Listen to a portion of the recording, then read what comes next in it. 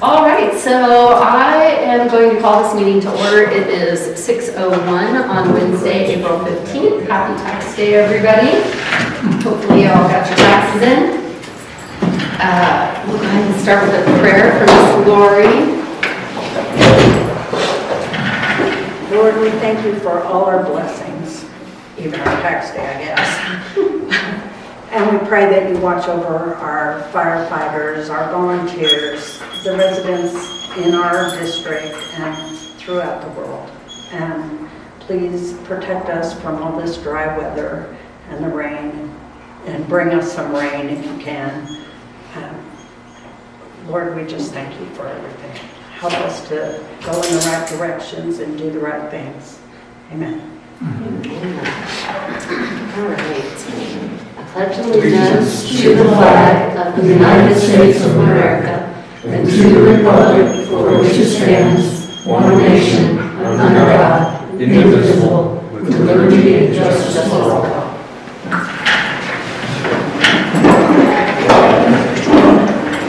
right, I'm going to go ahead and do our roll call, Anita. Miriam? Present. Lori? Present. Nancy? Good night. JR? Present. Lori? Present. All right, let the record show that we have a quorum tonight. We do have a public sign-up sheet somewhere. Here, if anybody would like to speak, please put your name on the sheet. Let's see, next I'm going to go ahead and make a motion to approve the minutes from the March 18th, 2026 regular board meeting. Did everybody have a chance to look at those? I know I was bad and didn't respond until today, so I'm going to call myself out, but I also want to just say that it's incredibly important for all of us to acknowledge that we got the minutes, because if we don't, then I have to read them here for us to. And I don't want to do that. So if you guys could just let me know that you did receive them, and if there's a second to approve those minutes. JR second. Okay, perfect. All in favor? Aye. Aye. Point of order. Point of order. I'm sorry? When are the minutes posted? When I get home. When she gets home. Last month yet. They should be. They're up there. Just got approved. A month before. Yeah, exactly. It's always, we just approved March's minutes. So it'll be a month in the rear. Okay, Good question. thank you. All right, since Nancy is absent, she's off vacationing abroad, so lucky her. Ms. Lori is going to stand in for us. So I am going to read the treasurer's report for April. Our income was $14,240.27. Our expenses were $74,204.46. Our account balances as of 3/31/26, checking 125,590.62. Emergency reserves 504,434.75. Capital improvements 124,839.27. Engine debit account $7,655.78. Total account balance is $762,520.42. Do we approve that now before we do? Yeah. So I'll make a motion that we approve the treasurer's report. I will second that. All in favor? Aye. Moving on to the bills paid report. Our bills paid, and there's copies, totaled $70,587.54. That's up until 4/15. I want to make note, though, that the wildland expenses were $44,426.21 of that, which left our regular station expenses at $26,161.33. Thank you for dividing that out for us. I make a motion that we approve the bills paid. I'll second that motion. All in favor? Aye. I will say that the wildland expenses will be a long time coming back, but they will come back. Right. I think that's all I have on the treasurer's report. Now I guess I'll move on to the assistant treasurer's report.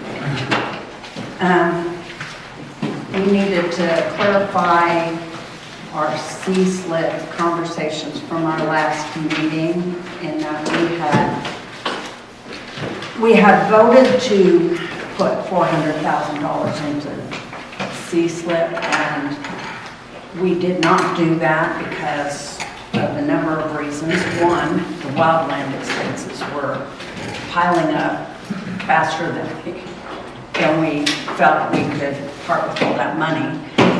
The other one was because the bank had stepped in and offered us 3% on our money and guaranteed, and I sent everybody the email from the bank guaranteeing that they cover our funds, that our funds are totally insured, no matter how much we have in the bank. That's great.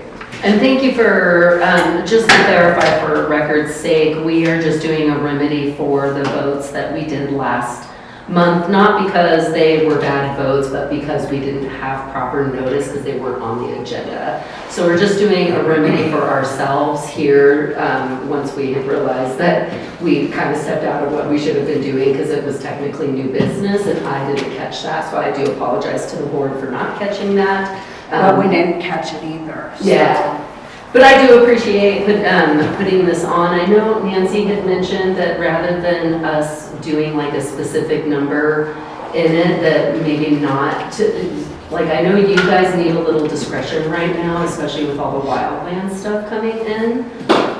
So I don't know what, just an idea I had, I'm totally spitfiring here, but what if we did the amount that we have to keep as a timber reserve? What if we did that in the C-SLIP account?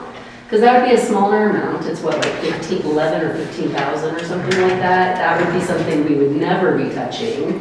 And then it would give you guys the ability to see how easily that system works with a smaller amount that we know we wouldn't need access to. And I would kind of like to do that in a small amount for a number of reasons. When we sat down at the bank in that chair to wire transfer $400,000 that we thought we might need some of, right, as well as the first wire transfer into that company being an amount like that, it scared me to death.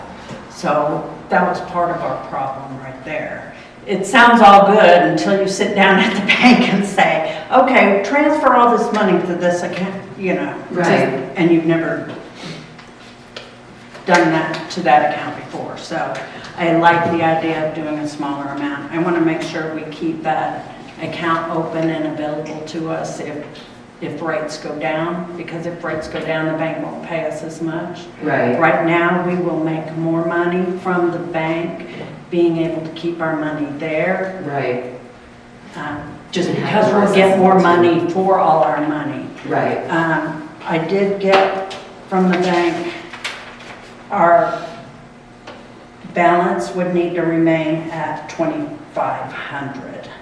Okay, that's easily doable. Yes, so we'll never go below Right. 2,500. And she told me 5,000, and I think she was talking about both accounts. Yeah. I don't think we'd have a hard time with With staying either even one. above 5, yeah. So I think she that's gave fine. me the sheet showing the rates and and what your daily balance needed to be, so. Okay, cool. Thank you for getting all of that information. I really appreciate you guys doing that. So we will also, and I don't believe we have to vote on it, but we can just to make sure. So we are going to keep the C-SLIP account open and we don't have to vote anything on that. Yeah, I think that's fine. And I think Tabor's what, 3%, right? Will you look into that and see? I want to say it's 3%. I can't remember whether it was 11 or 15 off the top of my head. And I think I'd probably round that up to the Okay. nearest, you know. Yeah, like 20 or Yeah. something. Okay. I was just thinking, out of all the things that we have in reserve, I'm like, this is the one reserve we absolutely do not touch, so maybe it is a smaller amount that you feel a little And more it's a good comfortable. first transfer. Yeah, exactly. And then we can see how it works and how it looks in the account and et cetera. I'm not sure that we need to vote on it, but I'm gonna put it out there just to make sure. I wanna turn both those accounts, the two reserve accounts. two reserve accounts, into money market accounts, which does not change our banking at all, or our accounts, or anything having to do with it. All it does is allow us to collect interest on it at 3%. Okay. I looked and I didn't see anything about banking. It was more about investments, and since it's not considered an actual investment like C-SLIB, I think our initial original vote to transfer money into C-SLIB still stays, and then I think we should just do another, let's just redo the votes we did in March, the one to not transfer the full 400,000. We do need to Okay. vote on that. I will make a motion that we don't transfer $400,000 into the C-SLIP account, but that we do keep that account open with funds that we can foresee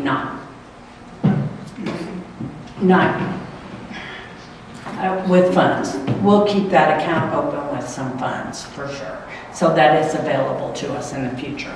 And Okay, so I'll second that. all in favor? Aye. Aye. Okay, and then Then I'll also, let me just see what the other vote is that we need to re-vote on from.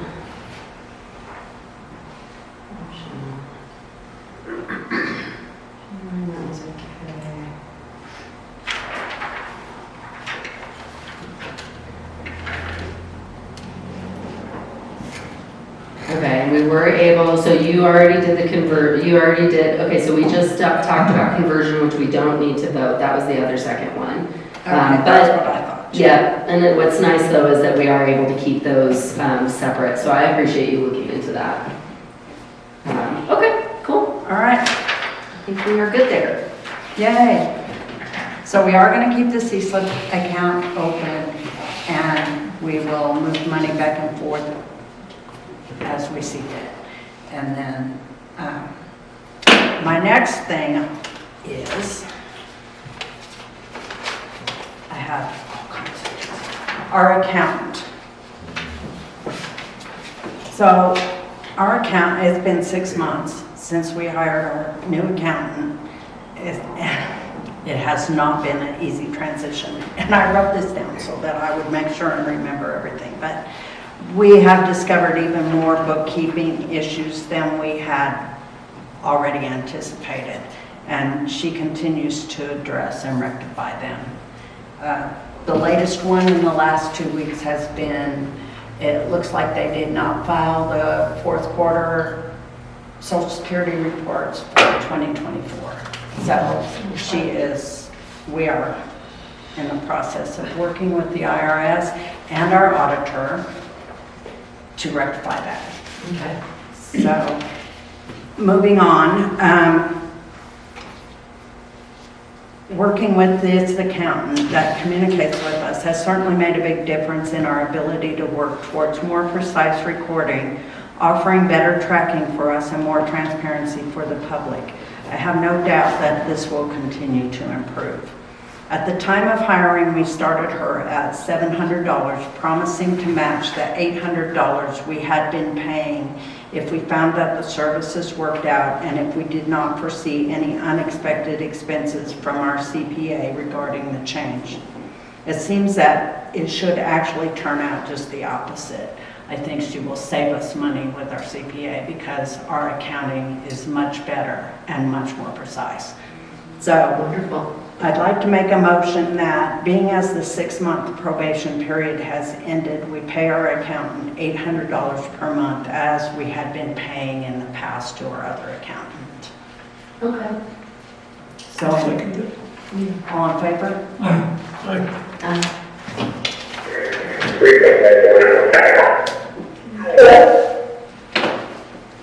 So, JR, we had.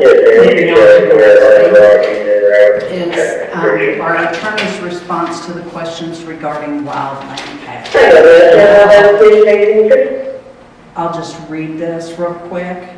He says, under the Colorado Wage Claim Act, no amount is considered to be wages or compensation until such amount is earned, vested, and determinable, at which time such amount shall be payable to the employee pursuant to the article, CRS 84101. Since the amount to be paid to Deer Mountain Fire Protection District personnel is not determined until the state has confirmed their hours, it is my opinion that your current practice of paying them 80% ahead of the state's confirmation represents a good faith advance on the money owed them rather than the amount actually due, and therefore there is no need to change your current practice. Since the state confirms to you their actual hours worked so that the true amount owed in wages can be determined, that's when the clock starts running on paying them. Okay.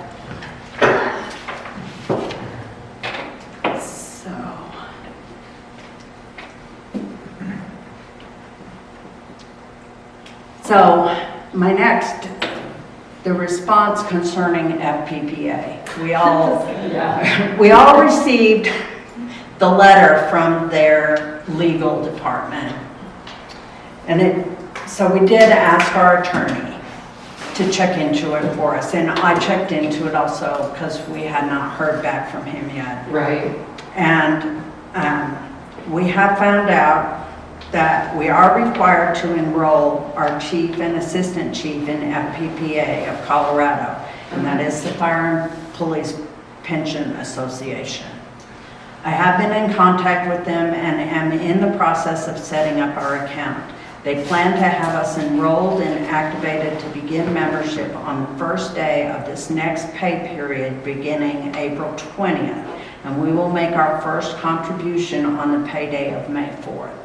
This is by law, we have no choice. We have to do this. Okay. So the law requires an employee contribution of 12% and an employer contribution of 11%. The employer contribution will increase each year by 0.5% until it reaches 13%. We're also required to pay 4% for death and disability coverage. According to our contact at FPPA, some departments split the 4% and some pay it all. If the district picks up the 4%, Marcus and Mount will still take home 5% less in their paychecks. 5.8 less, so almost 6% less. Okay. This will also create a 9.8% difference in our executive staff payroll. For our part. Any options that could possibly lower our cost to FPPA will cost us more in payroll costs and lessen the benefit to our staff. Thinking that, and it turned out it wasn't possible. We had talked about possibly splitting their EMS time and their firefighter time to maybe lessen the burden, but we can't do that because as long as they are certified firefighters and they are firefighters, they're responding even to an EMS call as a firefighter. Okay. So are we going to end up having to do a budget meeting to? not just yet, I don't think. Okay. So my thoughts is that we pick up the district picks up the 4% because we're already going to tax their. I think so. Yeah. I mean, what do you think about that, JR?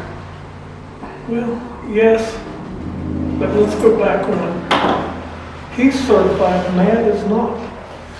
I know, but it doesn't make any difference and it didn't. Even if we were to split that up, it would still cost us more because we would have to take Matt off a salary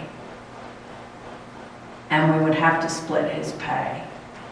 Right, which would end up costing us more in payroll. Which would end up costing So us I would more. rather, was it costing us more in payroll and giving less benefit to our Yes. people? So Yeah. it would not pay. After she brought it up, I started doing the math on it, and it wouldn't pay. And they still have to pay social security. No, No, they don't. no, they don't pay social security, so we stopped paying social security after this pay period. Okay. But because their portion of this is 11% and social security is 6.4, they changed their loss to their paycheck is still gonna be 5.8%. Okay. So as long as they get their quarters in, they can still retire or have social security when they retire. If they get their quarters, Yeah, correct. But the FPPA, I think you have to be 20 years or 55 years It's that old. 80 plus rule or whatever. Yeah, they it call has to that. add up to 80 years of service plus your age, Yeah, so I got a ways. but it will be good for you. It will, I think it's a great idea, personally. I do too, Um, because, Talking with Matt, it would be a good start for him because he's a few years behind me to get him up and running with some kind of retirement program. and a death and disability, or when you retired, did you have TMRS or city? I have a defined pension, Okay. which is not 66% off my social security. So they changed the law. I know when they changed the law, that was good. Yeah, we had TMRS, okay, Texas Municipal Retirement, and then we didn't pay social security. Yeah, Mike didn't pay social security either, and he was with the fire, he's got the firefighter pension. But he draws social security on all the years that he paid into social security, which just started happening a year and a half ago. But you'll be able to. Do you know if I can roll my previous department's retirement into the FPPA? I don't know, but I'll ask. Would you please? Mhm. I will be talking to her tomorrow, so I will ask. I was just gonna say that I know this is more of a financial outlay than we expected, but honestly, it's a good opportunity to give our staff some long-term benefits that we would not be able to give them any other way. They've given and continue to give above and beyond for this fire district, and they're very much appreciated, as well as all our staff and volunteers. We're blessed to have them, and I'm really grateful to be able to do this, even though it's painfully financial. Right. So when do they become vested? Do you know? You have to have, they do the math of 80, it's years of service and your age have to equal 80. Okay. So at 50, with 30 years of service, you're at 80, you can retire at 50. Let's say he goes to Springs and becomes chief there. In 5 years, do we get credit? That You'll we get- paid him? If Colorado Springs follows FPPA, yes. And If Colorado they're on a Springs different does retirement follow. program, then no. But, Because that's my previous department was FPPA for a while, and then they went to the city retirement. I know, we looked it up. So I need to see if I can count those years with FPPA towards the current one, once we get up and So running we don't again. get any credit at all if he leaves. in We 5 don't, but he does. He gets it. We're paying our part Portion of for his our, retirement. yeah, of his retirement for the years he was in service to us. I'm not going anywhere there. You're hauling me out of here in a pine box.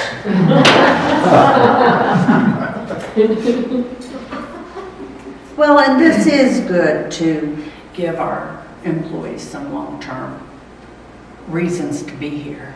Yeah, for sure. I assume we have to vote on the 4%. The rest of it is a given. Is a given because it's, yeah, by law. We're gonna have to find the money no matter what. Right. The 4% on top of that. So if they paid 2% more, then their paycheck will go down 7.8%. And I think that's a severe burden. Yeah. I am all for, I mean, I think that we need to fight that off. Yeah. As much I as I agree. don't want to. I agree with you. So I'll make a motion that we as a district pay the 4% for the death and disability. I'll second that. All in favor? Aye. Aye. Okay, that's done. Okay. Okay, next thing is the lease on the Cotopaxi Fire Station. Thanks to Bill Doper, we have a lease that we didn't know we had. So we went to Ginger and Mike and Bill and I went to the Cotopaxi Station kind of to see what we would have to do some cleanup. And we were looking for the boundary lines and figured out that that property is not ours.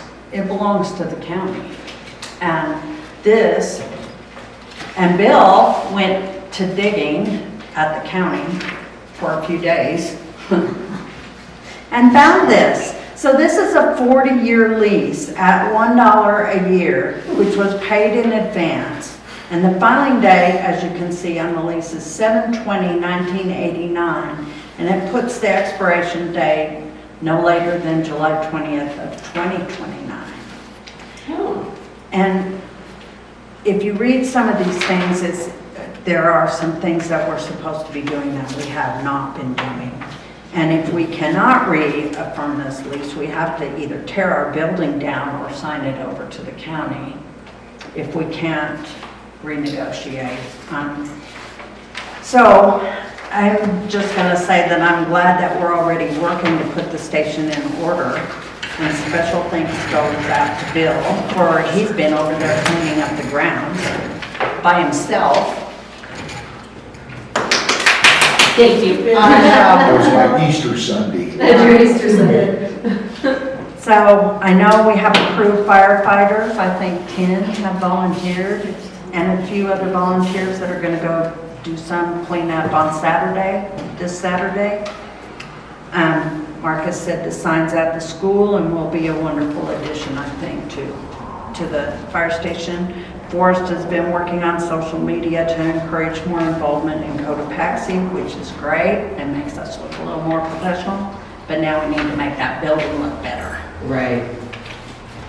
Great job on getting, that group is actually growing pretty good. I mean, it's up to, it's up, like every day, it's one of the top, it's gonna be up there with the Deer Mountain community and the other ones. I know, So, it's wonderful. Yeah, great It's job. wonderful, and it's helping us look much better.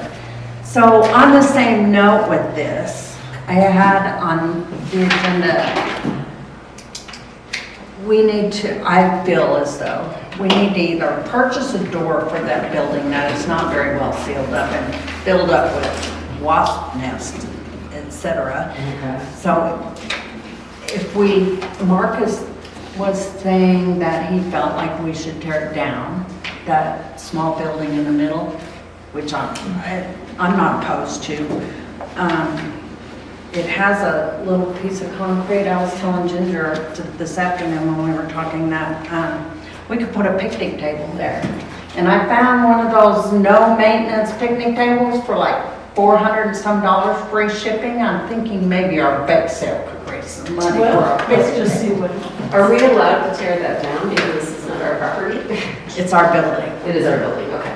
It's our. From what I understand, the buildings and everything on it are ours. It's just the property The itself. property is owned by the county. If we choose to not renegotiate, then we have to turn the buildings over to them. Okay. Yes. Okay. So, Cool. I just didn't want us to come up. yeah, no. Yeah, that was my major concern. Being like, I've been all for tear the building down, and then as soon as Bill's like, we don't own the ground, I'm like, what, we own the buildings.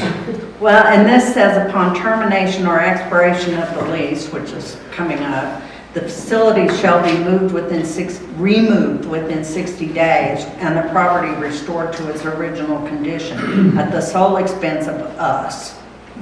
If the facility is not removed, the title to the facility and all fixtures contained therein shall revert to the county. okay.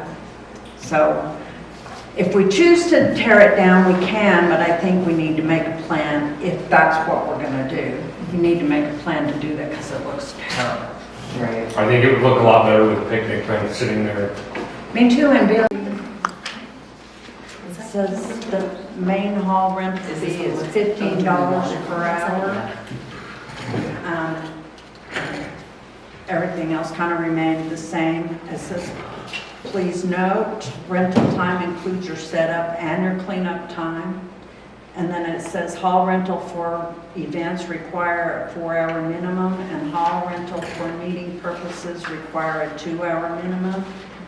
Everything else is pretty much the same with a little difference in wording, but no difference in meaning.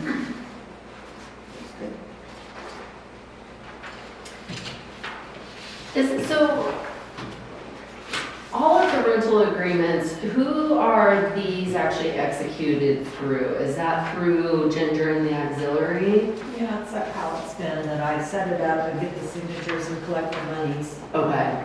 And then give a refund, give the check back or cash, whatever, if it's clean, and if not. But this money goes to Deer Mountain. It does, it goes to the fire department. Yes. That's what I was gonna ask, because our HOA sometimes writes it out to the Deer Mountain Fire Protection District and sometimes Deer Mountain Volunteer It Firefighters. should be the fire protection district. Fire It shouldn't go to protection this building, district. it goes to that. And then the other question that I have is, since this is since it's a contract with the district, does this require my signature as the chairman? Because I could always just come and like, if we need to, like I do with all the other We've stuff. never had to do that before. Okay. It's always just been, I just know that the chairman's signature is generally the one that is executed on contracts. So I just wanted to make sure I didn't need to like get with her to. I have no idea, but I know we never have before, but. Okay, I'll look into it. Yeah. And Because it even could if be it that is, it's just- super easy to just, put a line on it, and then you can just let me know when you're here, and I'll just pop up and give you a signature. And it could be that Marcus can sign this. Yeah, I was gonna say Marcus probably could sign it too as well. And I think there's a spot for either myself or Marcus somewhere, but yeah, look at that, for sure. Okay, cool. All right. Our HOA usually writes a check out for $300. But sure, we'll write a check for $30. $15 an hour. Well, I mean, I also think that if I do think that like if there's an HOA or a POA that has a certain amount of meetings a year and they only want to issue, say, a check, I mean, we could certainly put the dates that there was a hall to put it all on one contract, so they could do a $300 check that would cover. Once a year, I know, they do maybe once a an hour. year, and they donate $300. and they Maybe Oh, an hour. that's just a donation. That's just I need to get the text. But like before, JR, it's not, it wasn't required before, and it's not No, because- required now. We're So, lucky if we have 4 people that Glen Vista was the same way, and they always made the donation pretty much just because they did. And this kind of came about because they were holding like so many meetings here. Right. Um, Well, we can I certainly know, look that at was one on it off, so before, somebody so does I- want to record the one check. I didn't take it off. Them having to sign a contract. So bring it up. Right. So, I'll look into it and see. It might be easy, since it's a facility thing, I would assume the chief should be able to, but I'll just double check, just to make sure we're crossing our T's and dotting our I's. yes, yeah, find out, because, do I need to have sign a contract prior to, like Russ Springs coming in? Are we having them sign this or not? Or leave it as is, where they just gave a donation? However, with Glen Vista, tracking the hours, just to make sure, because they are taking one meeting out now. Yeah. We're not gonna be meeting here. Yeah, I think we need to, I don't think we can pick and choose. I think if we're going to enforce this, it needs to be enforced across the board, just to. I think so too, and I think that if, Glen Vista or Ross Springs, if Ross Springs does the 2-hour minimum and they still want to make the $300 donation, they can just make a $300 donation, same with Glen Vista. If they choose to make a donation higher than the contract, then The biggest thing for me with that is that they are getting services for a donation, which doesn't make their donation full 300. So I'm working Right. on the taxation letters for that, so I'll check into that as well, like how that works, because truly, this would not be a donation. This. no, I know, but what I'm saying, if they are doing a donation in lieu of this, that gets us into gray area, is my point. Well, if they did a donation of $300, what would it be? The $30 of that is Exactly, I can still give them a tax, basically. for my point is- $270. Exactly. Exactly. Yeah, I just need to make sure that the goods and services that they're getting out of their donation is accounted for properly. Right. So, and I am working on both of those types of tax documents, one that's for like a full donation and one that has goods and services attached to it. So we may have made it more difficult for ourselves, but either way, either way, it's done. And you wanted to bring that up?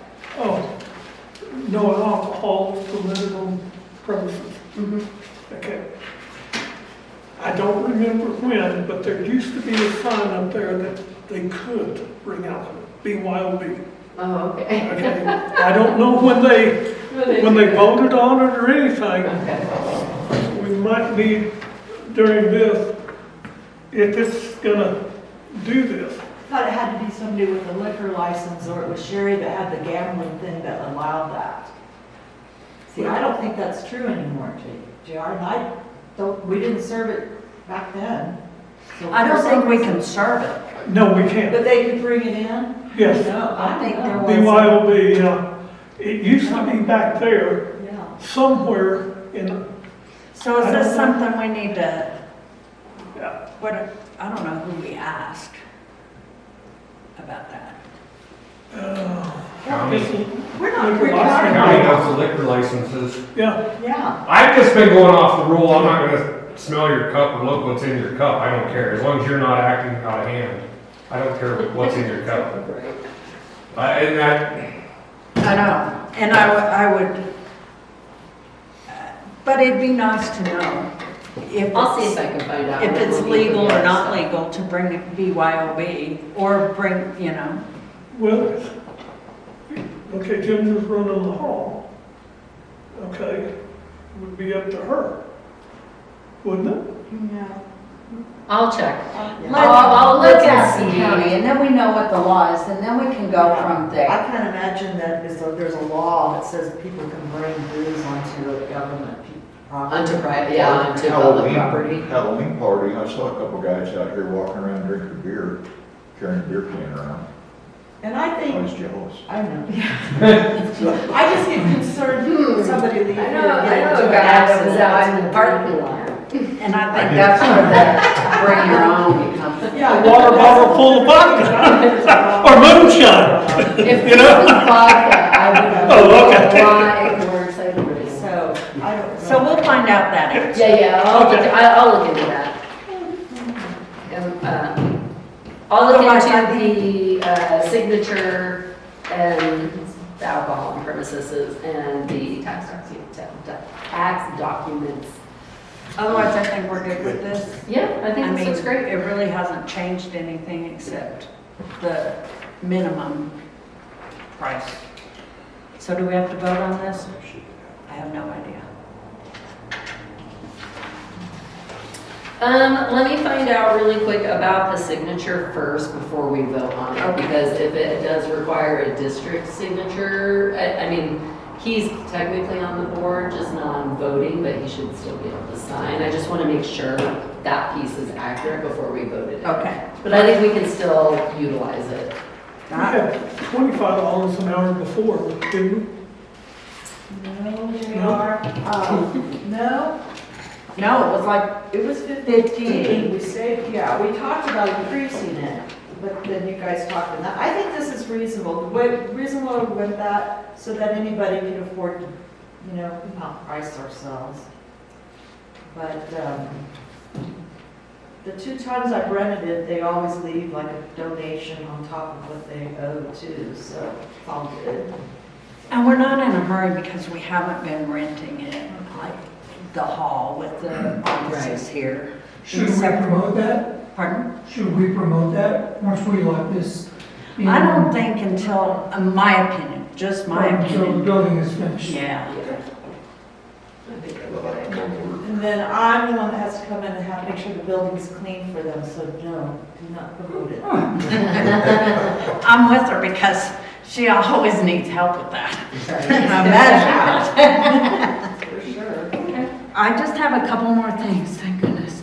So the release forms, because of Chris, Yeah. we had to go to the insurance company and we got release forms for volunteers and independent contractors that don't carry their own insurance. So Marcus has copies of them and I think.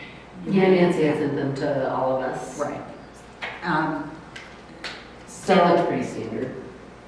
just to make sure that we know we're doing that and have to do that, Okay. and then our certificate of insurance from businesses when we hire them if they carry their own insurance. If they don't carry their own insurance, then we have to have a release form. Okay. And I'm assuming the COIs need to have, like, if they were working at this station, we need to have them listed as covered on this property, right?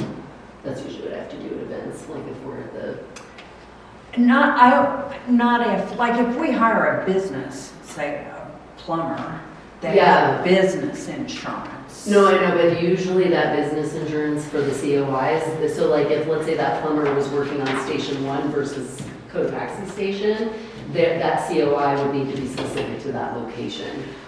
No, they're business insurance. They're, I know, but the COI shows that they are covered on our property. So like, I'll give you, for instance, when I do the run, and I have people that come, vendors that come and are doing massage for runners on site, Right. I have to have them give me a COI with the location of the run listed as the location that they're covered through there. It's just an extra form they get for their right, but insurance. in that respect, your trade shows, et cetera, which is pretty much what that is, that insurance is different in that, like this company who carries, or like when I had my print shop, you know, if I did business on somebody else's property, my business insurance covered me. Didn't matter where I was. I didn't have to have a special Okay. COI. As long as no COIs have to have locations. Every COI I've ever had to do has to have a location attached to it. So I just wanted to make sure. Yeah. Okay. Okay. She's provided right there. Right. Yeah. He is. Builder's risk insurance is provided by the building owner or general contractor. General liability insurance shall be provided by the plumber, along with workers' compensation insurance for our employees. Okay. Okay, cool. No, that's totally fine. I just wanted to know whether if I ever had to get one, if I needed to ask for one I with think the if they're location. doing business for somebody on our property, Yeah. that's the difference. Okay. That's why I wasn't sure. Yeah. Whether, like, if it was listed at this property, whether they'd have to have like this address. If they're doing 'Cause usually I business, have to just give them the yeah, like address. if Donata was gonna sell hot dogs on our property for her business, Yeah. then yes, she would Okay. have to do that. Okay, that's what I was wondering. Okay. Okay. Okay. Okay. The one other thing I have is water testing. Joe Dello, who's been around here for a while and does water testing, he came and did some testing on our water, just not lab tests, just kind of in general testing. Tested for nitrates and a few other things, and a tremendous amount of sulfur, as we know, and extremely hard water. We didn't see anything dangerous in our water at first glance. So when you talk about the plumbing, I'll bring up the rest of that. Well, And I'm done.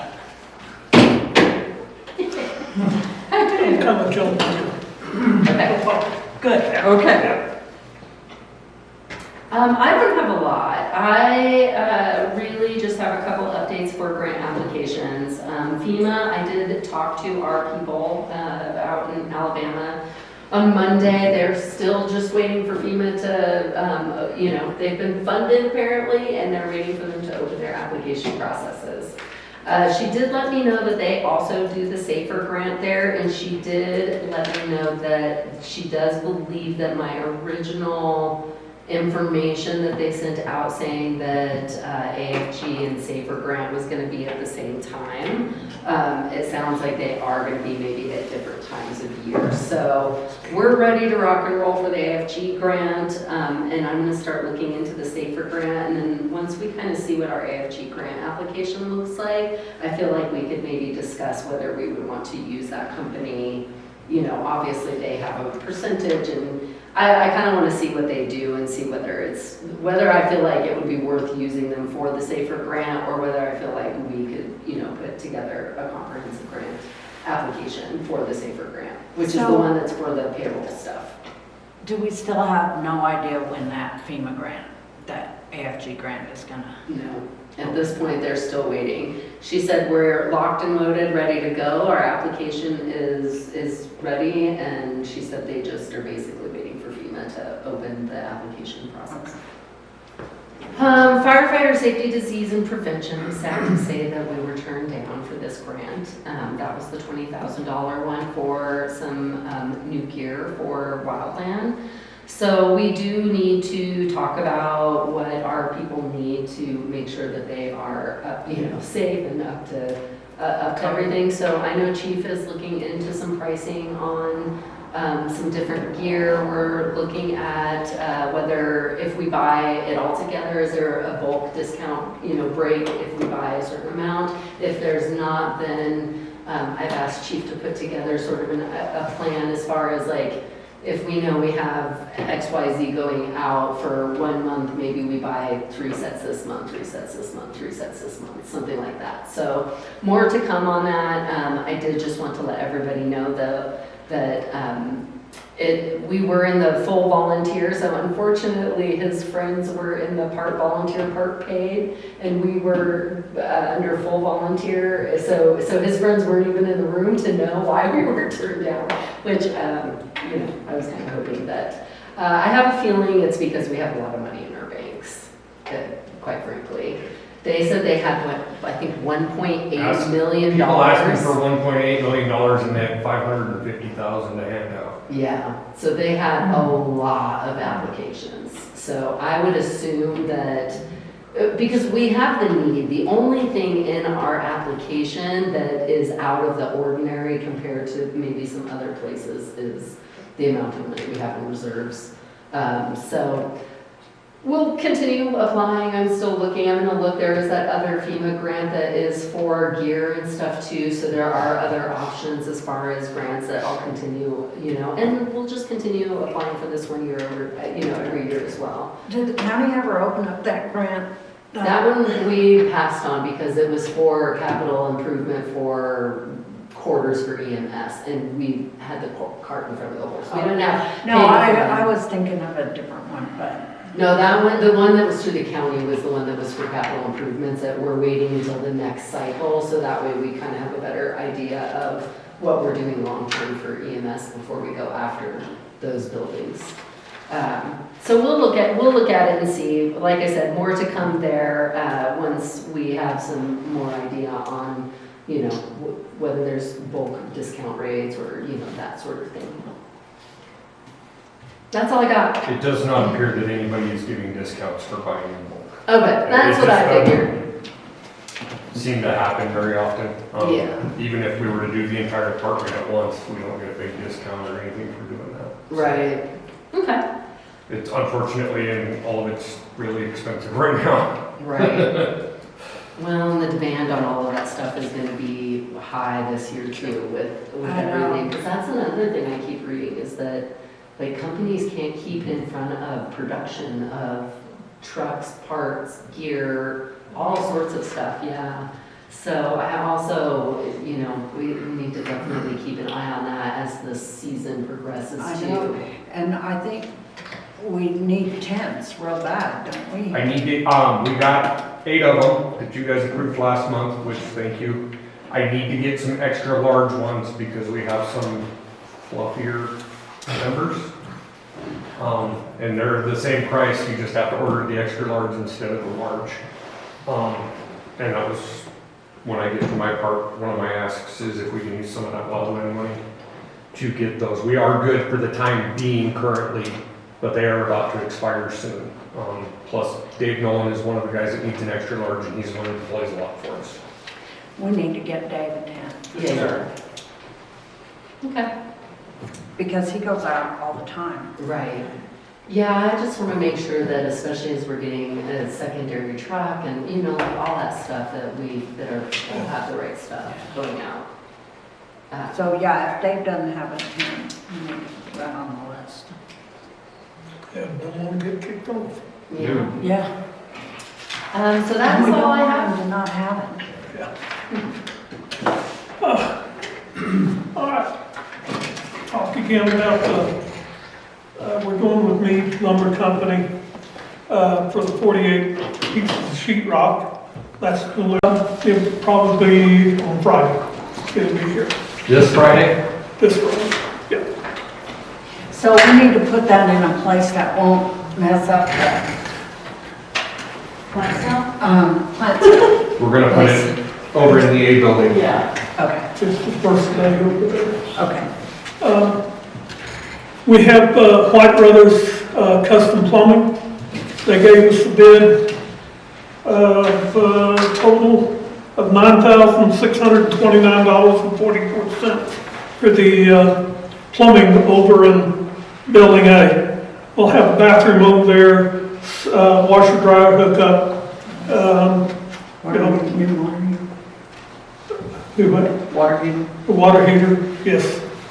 So they can wash their hands and stuff like that. So, also at the same time, or maybe before, I don't know when he can get to it, he'll probably call me tomorrow, that Lori brought up about the filtration system. Probably whenever this building was built, the pump is sitting in Building C. Lines run over here that go to Building A. I don't know, Bill, maybe, what's galvanized pipe lasting now? They don't even use it. 20 years, 25, maybe, you know? I don't know what we're gonna have to do. I don't know what's under the ground. And they don't either. Yeah, but you don't drink the water out.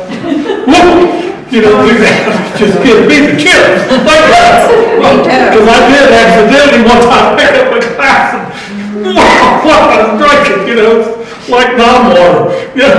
It's not Yeah, gonna remember. kill you, but you're not gonna like it. Yeah, but a good filtration system, we're looking about 4,000 or 5,000. He can come over here and look and give us a bid right quick, and we can do it at our next meeting. Well, and he's a ways from that. Yes, And he can lab test the water for us so Oh, that perfect. So we, we know exactly what we need. so we know exactly what we need and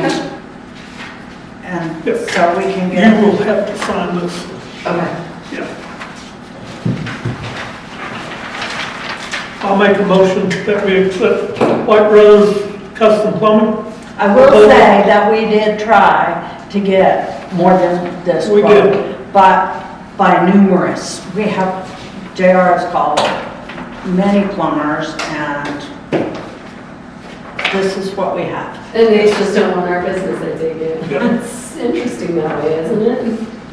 So Okay, there's what copy for you. just to make note that we did look for a lot more bids than this. We had 2 people that passed on it. Mhm.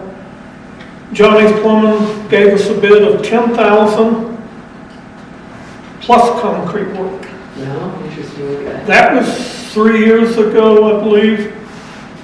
I think it was 3, maybe 4. And when I called them, you're looking close to 18,000 now. Wow. So, Yes. okay. But we have to In other do words, I don't think concrete we're work on gonna this discuss. too. I don't know, you know, but, Don't we have to do our own concrete work on this too? no, well, A little. mine, we're gonna pour, he said he's gonna pour concrete in the shower drain. He'll cut it, when he busts up the commode, he'll cut it right there, pour a little concrete in it, show the inspector we're not using that for anything, and run the pipe for the drain for the washer, open it. Okay. The only thing he's gonna have to do, is he's gonna have to run the camera and record it about the drain going because it was never inspected. Right. So that's all he said he's gonna have to do. So because this says not included in the proposal was concrete replacement. Okay. Okay. And that's about a sack and a half of concrete. That's no problem. No problem, it's right there. Poured more concrete than that myself. What we plan on doing, told Forrest, is because the radios and everything are in there, storage is in there, we're gonna sheet rock the outside, okay? Tear down the inside, take the wood off the inside, so everything will still be secure. Okay, we'll work around it, push it in the corner, we Would can it be do easier wiring. if we cleaned all that out? It would be easier, but where are you gonna put it secure?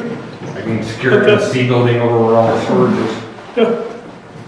If you need a piece of pipe for those, square tubing for that, cabinet, you can put a lock on it. Okay, I don't know where it went.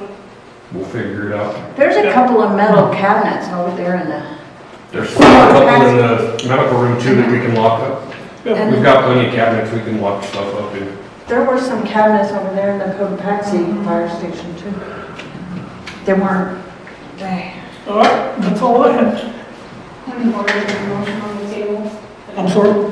Point of order, your motion to Oh. accept the contract. Need a second. a second. All in favor? Aye. Aye.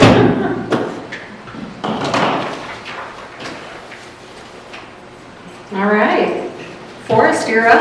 Okay, I gave you all guys a copy of social media policy. We talked about it, you know, it's kind of important to have this to establish a credible and lawful media policy.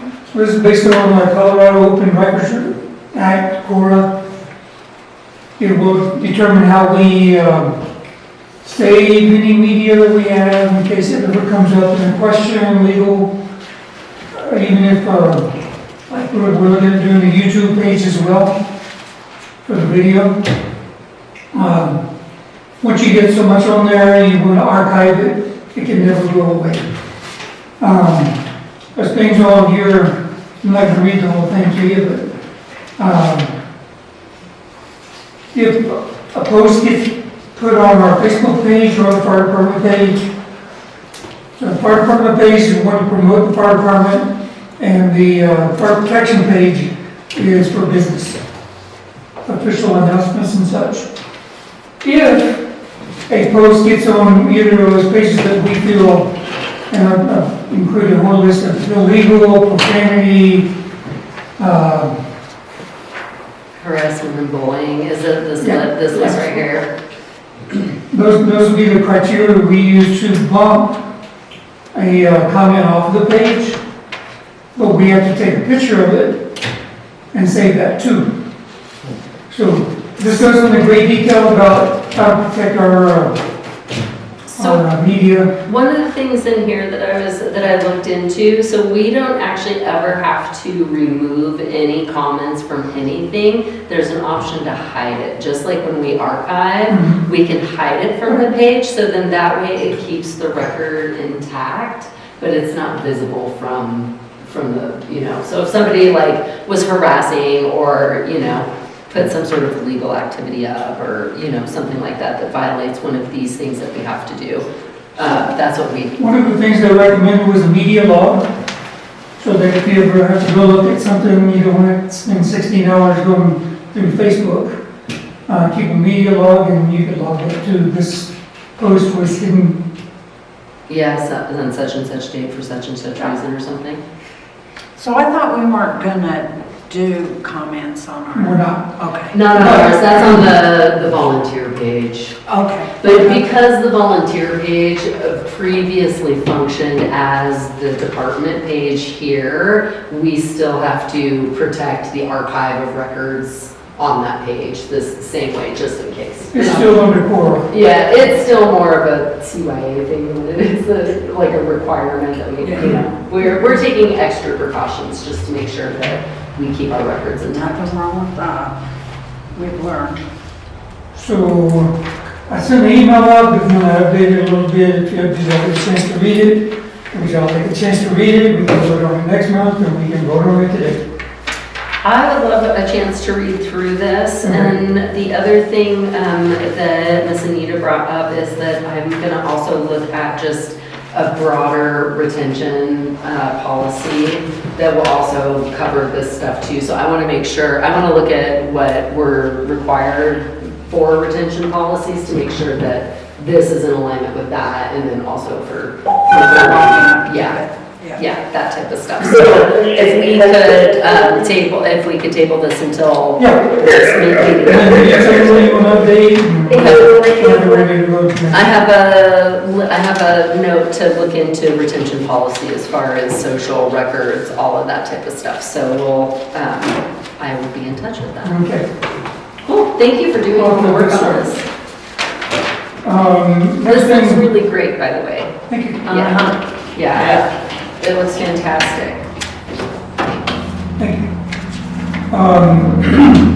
There was some social media questions about current burn restrictions. I tried to explain to them the best I could, I wasn't getting involved in that. but Marcus has been talking with Michael Kroll, and he sent some information on what they use to determine burn ban levels. Pretty weather-related, detail, very specific stuff. If you want to talk more about that, then you probably know more about it than I do. They have a secret equation to figure out what they want to do, when they want to do it. We're always allowed to go harsher than what the sheriff sets the burn ban at, which we are currently. And that's what we're going to continue to do for the foreseeable future, unless we get feet of snow or feet of rain. We're not going to change it right now. There's a whole lot of forecasting going on and watching the weather daily, depending on who you follow. They're saying we could be in for a wet summer and a very heavy winter, but nobody knows for sure. So we're going to stay in a burn ban, no open fires of any kind for the foreseeable future. And when we get to my part, we're going to talk about the sheriff and trying to do some enforcement on that. And then one quick thing that me and Lloyd are talking about updating the signs coming into our neighborhood, because they look like they were made in the 70s, maybe 60s, but show our pride and update our picture. We're talking about that, we're gonna put some together, it's gonna be really good. There is one currently being worked on by my mother for the sign down Copper Gulch because it drives her nuts. What happened to it? It just doesn't look good. She doesn't like it, so she's painting up a nice. The Very USB board pretty. sign that says you have been, Yes. you are in Deer Mountain Fire Protection Welcome to District. Deer Mountain. Yeah. And it's gonna be a little bit smaller, but it's gonna look pretty awesome. Okay. So, Whose property is that?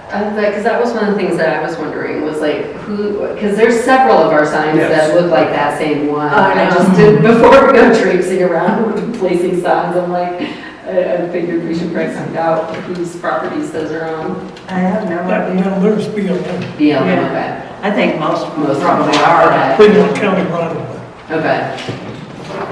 So we'll use her expertise as a trimmer and make some good. signs. He's the designer. Don't get caught taking them down though.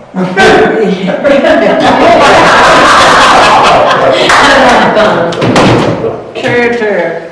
They could screw- Just one quick thing on the burn restrictions, and then I'm gonna hand it over to Chief for his reports, and he'll go into the permits and voting for. So where this kind of came up, we obviously he wrote a letter.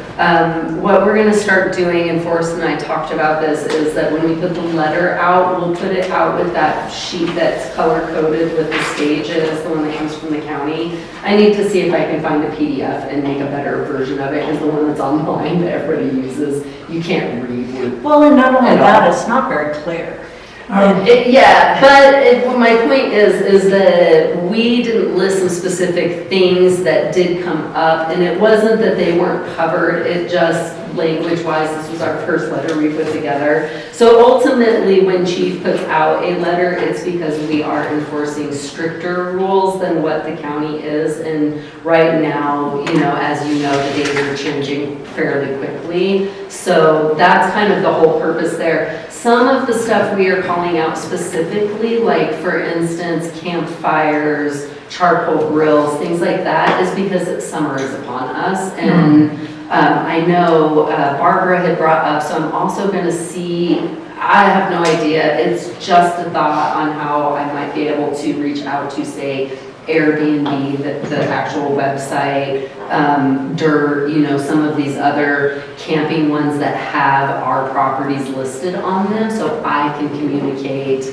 the fire restrictions directly to the website. So I'm gonna look into that a little bit, because I thought that was a really good call out, just with people coming in and maybe not knowing, or, that type of thing. And the thing that's really kind of crazy about it is that, like, the county's restrictions are different than BLM's restrictions or national forest restrictions, so it's like if we have people that are here that don't know what land they're on, it creates leading the blind a little bit when it comes to these. So ultimately, our goal is to really make sure that Marcus's, Chief's discretion is the one that will determine our restrictions here, and As it should be. And we're closely matching BLM from what I can tell. They're still allowing some fires in approved fire pits. okay, We are just saying no fires. no fires. That is the biggest difference I have found today. There's a camper down at Gulch Road in 69, and they've got a stack of wood, and I've gotten half a dozen phone calls and messages and everything on it today about this camper that has firewood next to it. Yeah. And I keep letting everybody know that's BLM. I went and tried to have a conversation with them. They weren't there. I left a business card, asked them to call me, just to inform them that, hey, if I get called out, I'm definitely calling BLM and making sure you get a ticket. Just to give them a basic heads up of, we're not screwing around over here. But we are very close to BLM. Like I said, the biggest difference is they're allowing them in approved pits. We are not. We're just no fires whatsoever. So we're keeping an eye on it pretty closely. When we get to my letter, we'll go a little more into that with enforcement and how we're going to go about doing that. Is there a level where they absolutely close public land? I have not seen that. I think they will shut it down and say no fires, but I don't think they absolutely shut public lands down. Okay, I have never seen it. I read that somewhere. They can exercise that right, but I don't think they have in our area. No. So as long as I've been around, I've never seen them actually shut everything down. Yeah. So,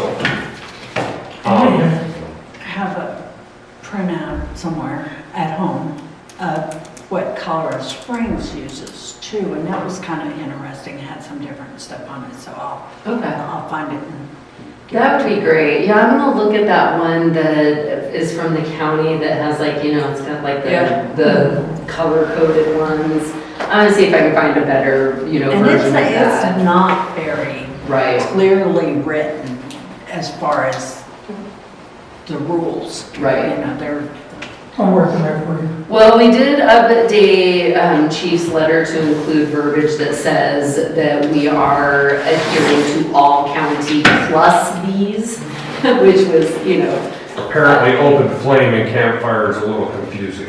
yeah. Yeah, like I said, it was funny because I think they were like, well, this is open fire, and it says campfire. I'm like, you guys are Seriously, because we're just making it common everyday language for campers and people that are coming here that, you know, like, so I'll let you guys know as I find out if there is a way to inform some of those types of websites. I don't know. You know? It'd be good though. Yeah, and that's what I was kind of thinking, because there's a lot of them, and I know, like I said, Barbara sent me a list of a bunch of properties that are in our district that are listed on those sites. So I'll. And we might want to take a look at the idea of sending a letter or a note to some of those people, just reminding them that these are the rules and they need to make sure that their renters know that these are the rules.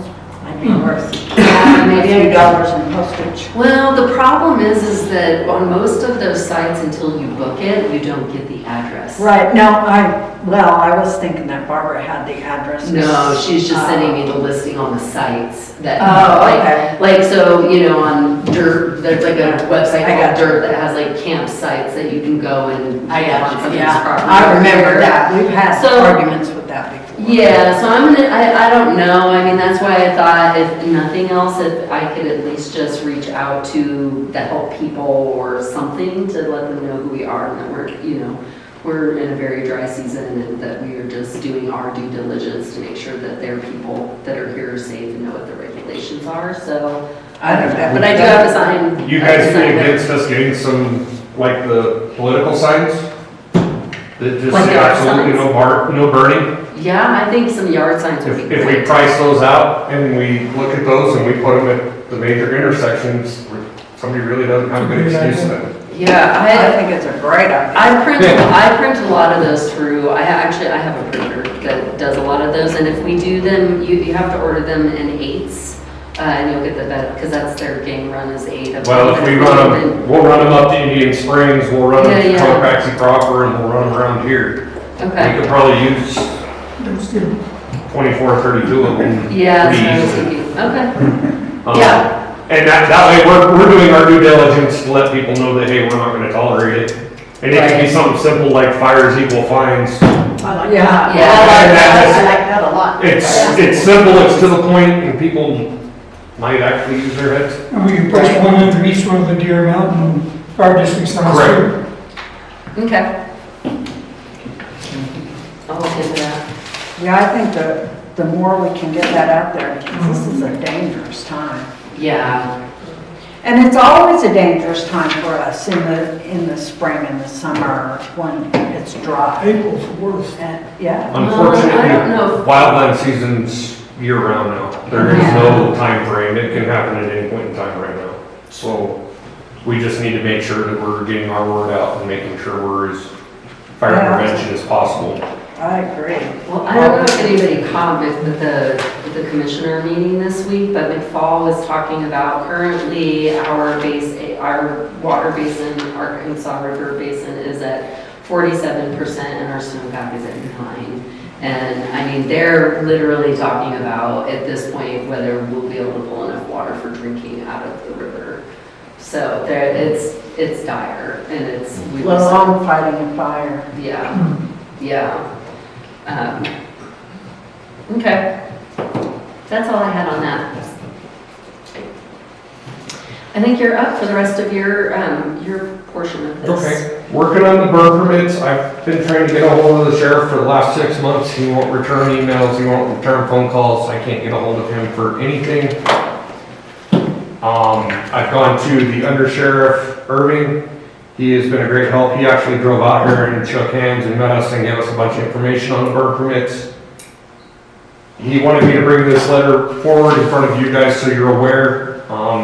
I absolutely don't have to do it. He wanted everybody to be aware and on the same page that we'll give the sheriff permission to issue citations for us through the fire district.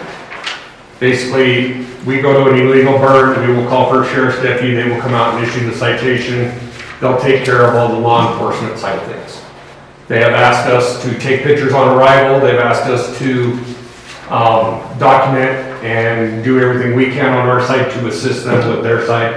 And they will get the fees from the fines and all that, which is fine, as long as we're protecting our community in my mind. I think the first round is 275 and then it jumps to 425 for the second one for offenses. And then it just compounds after that. I think 4 or 5, they put you in jail for a couple days. So, That's what I'm just letting you guys know that he asked for this letter. I'm gonna give him this letter and send it to him probably tomorrow morning before I go to town.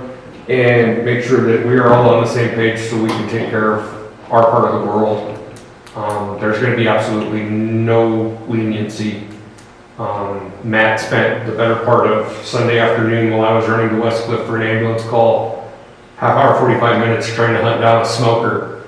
Somebody had a barbecue smoker that was running off pellets out in the woods and it looked like there was a fire going. So, Because there's even regulations for that, as far as having it in a cleared. yeah, it has to be in a cleared open area and all that, but you can have a pellet smoker Right. or a pellet heater of that kind of nature. As long as it's in a We're cleared just- area. We're trying to be proactive and let everybody have the message, we're not gonna screw around. The last, 2 weeks ago, we had a red flag day, we had a guy burning trash in his backyard, and he could give a damn whether it was a red flag day or not, so. Right. That's what prompted this letter and talking with Under Sheriff Irving to get this taken care of so that we can go to the next steps of enforcement. And we need to make a board vote on this, right? No, No, you okay. do not have to vote on it, I just need to sign it and return it to him. He Okay. wanted you guys to be aware. Okay. Before- I I just letting everybody know and be aware of it before we do it, that we're not gonna screw around this summer. And I've got big shoulders, I'll take the weight of that if anybody wants to come chew on me for a while, I'm good with it. Thank you for doing this. Yep, we are at 103 calls so far for the year. They just got back from Salida right now on the 103rd call. We're still averaging right around a call a day. We were very close to that. I think we're 1 behind now, maybe 2, but we're very close to that. Last month, we recorded 86 hours of training, and no surprise, we're doing lots of wildland training. If you look across the street, we practice digging fire lines to make sure we can dig a good fire line. We practice laying wet lines down. Tuesday night, we were shoveling water and moving water from truck to truck and pulling water out of our porta tanks and how to refill that. Today, Matt and I went around and checked all the cisterns. We're trying to do that every couple weeks, that we're gonna make sure they're full and ready to go. And all of our fittings are still there, and we're doing the best we can to be prepared. Wildland report, our guys were out for 6 weeks. As soon as we get all the headaches in and the receipts in and we get it done, we'll see what that turns into. It's kind of been a learning curve for me. It's wild and exciting, but it's been fun. We do have the truck listed again. We have an engine listed that's ready to go with a crew of 4, and we have our big tender listed, ready to go with Dave if need be. Dave did deploy with Wet Mountain Fire to Nebraska. They went up there for a week. The Wet Mountain guy had some personnel issues and they were sent home early. So Jeremiah and I have been working very closely on personnel and sharing people and trying to get people out. I told Jeremiah if he listed his tender, we would send Dave with it if Dave would like to go with them again. It'll be with a different person, so. Howard Fire is pitching in. We have Niles Lancaster from Howard who wants to deploy with us. So if we can get an engine out here in the next week or 2, we're gonna get him out and down the road. Be a good resource and a lot of training for him and help our neighbors out. Personnel, Steve Green put in his resignation today, said he's getting old and just can't do it anymore. On that note, we put on Roger, so it's kind of been a win-one, lose-one situation. We're trying to get ahead. We have a couple more applications in that we're trying to go through at this time. For firefighters? For firefighters, we're looking for EMTs. The problem is finding local ones that can help us for 24 hours instead of just 8 hours during the day, so. The new shelters you guys bought us, I talked with Ellen and Curtis and he suggested we do these packs. So traditionally, the shelter would just be in a little box, and you have to put that on your belt, and you go stomping through the woods.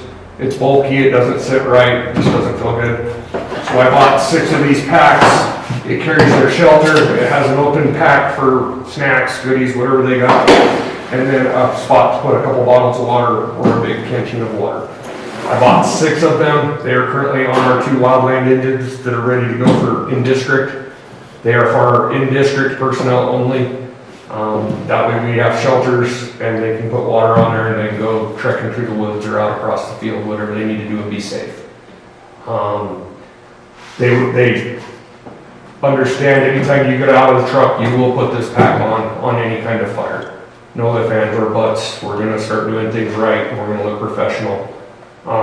Wet Mountain Fire showed up last weekend to help us on a fire. And those guys showed up squared away, full uniforms. They were ready to go fight fire right then and there. And I was like, we need to do that. So we're gonna start following our bigger brothers on the other end of the valley and doing what they do. Chief Coleman has been very thankful for our mutual aid calls, helping them out. Said that our guys showed up, acted professional, did their job, acted really good, and were a large help. He said that Deer Mountain is now their first call instead of their last call, so that's a big win for us, I think. That gives you goosebumps. Unfortunately, their ambulance is running short-staffed as well, so we usually don't go over there unless Matt and I are both in town. One or the other, we both have to be here before we send the bus, most of the time. It's kind of a judgment call to whoever the EMT is at the time, so.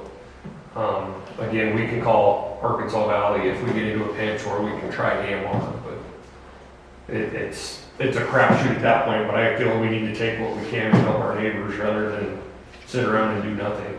Well, yeah, I agree, because certainly we're gonna need the same help at some point. Correct. And they've been nothing but helpful to us, questions, concerns. We took our mega mover for moving a patient, it's a sheet with handles on it. We let them take our patient because she needed pain management. She had some severe back spasms going on. They took our sheet with the handles on it. I went over to Westwood the next day, they gave us a brand new one and said, thanks, we appreciate it.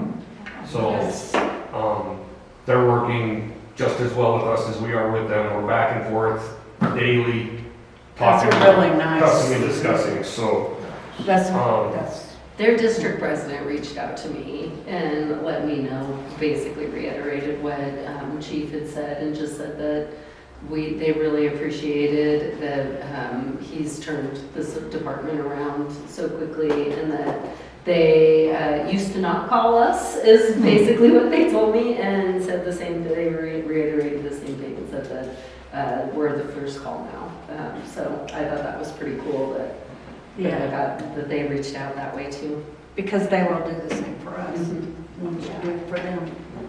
That's all I have tonight, unless anybody has questions or concerns for me. You have one other thing that I did put under old business because yes. it was a little, because it wasn't exactly as you found out, the mileage wasn't able to do the surcharge. We cannot surcharge for fuel. What we can do is raise our rates for what we charge for service. We can do that and that's fine. The downside is Medicaid and Medicare will not change what they pay us.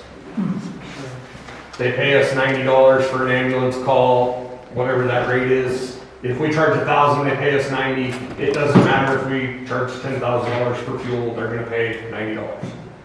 So to me, we're hurting the person that either A, doesn't have Medicaid, Medicare, or doesn't have private insurance that will pick up the tab. We're gonna hurt our citizens that way. I'm praying there's relief in fuel here soon. The price of fuel is absolutely insane.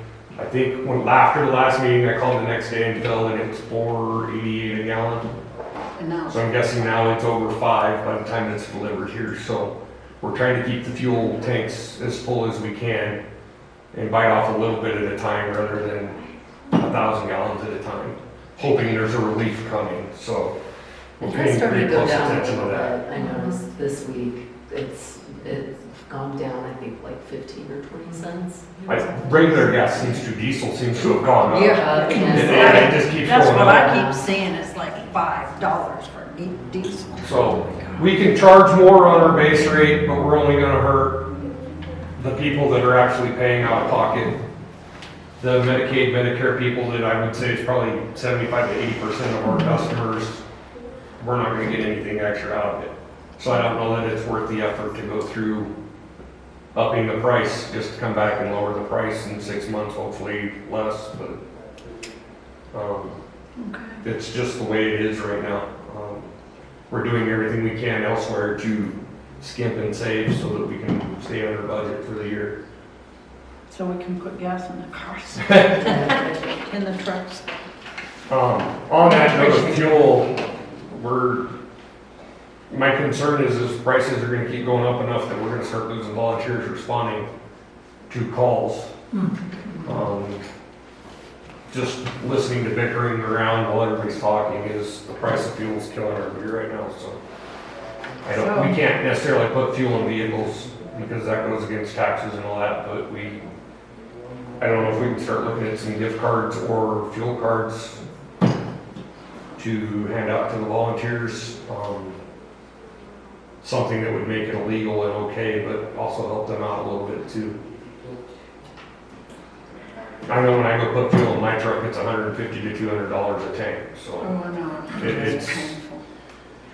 I'm very lucky and fortunate that I have a department vehicle that I gotta drive my 5 miles a day in, so that saves me a bunch there. But my thought was maybe end of the year, Christmas time, we do gift cards or something for all the guys and gals as a thank you, if the district can do that. I think we do need to look at that, and we've done that in the past. And if we have to do something in between, before we start losing our firefighters that we're gonna need. Yeah. I don't think we're gonna lose anybody, I just think they're not gonna respond. And gift cards Gift cards. Yeah. to all their volunteers. Yeah, I think that would be a good. And fuel cards are pretty easy.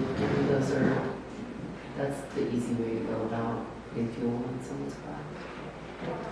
I get the ones that, We can recharge. well, but, they're here long. Yeah. Yeah. And I wanna take care of the guys that have been here for a little bit, not the guy that's been here for 2 weeks. The ones that actually respond. Correct. The ones we. We had a car wreck yesterday, and usually a car wreck brings some guys out of the woodwork, and it was bare bones here, so. So would that be like just a basic like Amex or like a Visa, so that way they could use it at any gas station? That would be my thought. Okay. Yeah, because otherwise, you have Yeah. no idea where they live and what Right, gas. and what gas station they'd be hitting. That makes So, sense. I don't know, is this something we want to do now or something we want to table or something? I think as far as a vote, we're probably gonna have to table it because it's not law, because it's new Correct. business, yeah. Just So- something to put on the radar for everybody that our people are hurting too, so we need them to get out of bed in the middle of the night and drive, and it's kind of hard to ask people to get out of bed and drive for costing them money. Right. What if you use this debit card, went down someplace? I think we probably still need to approve an amount and stuff for spending, so I think it's gonna need to be tabled till May. But I'll just write a note that we'll table this until the May meeting, and then we can look at what the best way to get some cards and kind of have a plan for it, and then we'll bring Because I'm it. guessing around Memorial Day, fuel's gonna jump again, just for the holiday weekend. Kind of figure out how much we can afford it. Yeah. How many Well, cards do they you need think for- we need to consider? We're about 20 people on the roster right now. Okay. So we would need 20 cards? Somewhere in there, just on the conservative side. We can go through and try to figure out if you want to base it on years of service or No, how you want to break that up. I don't. I think we, We'll have to look and see what the increments are that we can get them in, and Yeah. then we can determine that. But, okay, so we will do this for tabling for next, since we don't have proper notice right now for this conversation. Okay. I think that's it. So we do not have anybody that signed up for public input, so I'm going to pass the public input. As far as announcements, we do have I think Ginger has. Well, I should have signed up because I do have a question. Oh, I want to know if our insurance is affected by that swing set that's out there that nobody uses. Do you know, JR? I remember back in the day somebody saying, because we talked about wanting to build a wooden nice one, they said, don't do it, we're already paying high dollar for that swing set. It's like nobody uses it. Why do we have it? why are we paying extra insurance for Why don't it? we just take it down? Especially if Don's talking about putting in a Cornhole. cornhole thing, that might be a place for it to go. I'm just saying, I don't see any kids up there. And I sat on it once and I had a blue streak across the back of my pants. I was gonna say, Yeah, so- don't sit. So anyway, that's my thought on that. Okay. So then, Forrest, do you think you can make something up with those fines? Because I would love to have that at some of my events. A fire means a fine, and what it is, like the first time it's this much, second time's this much. Start getting the word out, do a fire. Because people stop, they take pictures of the stuff I have up there, so if we put information up there, so you think you could get Maybe it that one says for the at the fine top, absolutely no burning or No something. burning. No burning. Okay, I don't know if you could get something like that for me for the plant sale next Saturday. If not, no worries. Or for sure for the open house next month. So we've got the work day coming up, and thank you for Matt getting all those guys to come down. It will be great. Plant sale is next Saturday with the concessions. And then the fire station open house is next month, May 30th. I don't know, Marcus, we have to talk, I don't know what you need from me on that besides the food. That should be it. We should have the sign back from the school. Matt and I are trying to decide whether we hang it up that day or whether we hang it up and put a sheet over it and then have an unveiling or. Like in May, are you still thinking that? Okay. Yeah, you have to let me know on that. So, other than, Jerry gave me permission to buy the reflective signs, we were talking about, the address signs. So I have priced that and I'll be ordering those and we'll try and do that as a fundraiser. Charge the 25. Wet Mountain Auxiliary let me know who they use. And so that's the company I'm gonna go with on that. And it seems like 25 is they cost about, it's 11 plus shipping, so I don't know if it'll average out to $12. I thought it was gonna be cheaper than that. It's not. Did you try the county? The county, That's where we bought a couple of boxes before. oh, Jerry didn't know that. Yeah, we bought, I think Joe bought them. We're going way back. Yeah, way back. They were charging $25 a address, but the address on both sides. Yeah, that's what these signs are. They're like 6 by 18 inches with 3-inch, I think 3 or 4 inch Yeah. reflective. Call the county, I didn't know. The Well, county the- highway department, You know? No, the one, I cannot remember the road, it's way back there, if you go up 15, Avenue 15 past the hospital, Yeah. it's back up in there, that county building. I cannot I remember. can get a hold of Mike Witt, he's the head of Road and Bridge. If you do, and let me know, because that would be great. I will get a hold of him Yeah, and I was gonna- Let Wet Mountain know that too. For, I was gonna say Paul, but Paul retired down here Yeah. in Fremont County. well, thank you. But they make all the fun. Just Ross Springs Ranch, okay, they charge us $55 for a sign up like that. You know, they made it, yeah. Yeah, I priced on like Amazon just to order an individual one, it was almost $50. And I'm like, what? And so then I started looking into the bulk prices and still was going, what? And then I reached out to let them out. So yeah, we'll check out the county, thank you Marcus on that, so. So otherwise, everything's going well as far as I know. Awesome. Looking forward to the plant sale. I know, it's gonna be good. We have over 25, almost 30 now for vendors, so. All right, well, I am going to make a motion to move to executive session pursuant S 24-6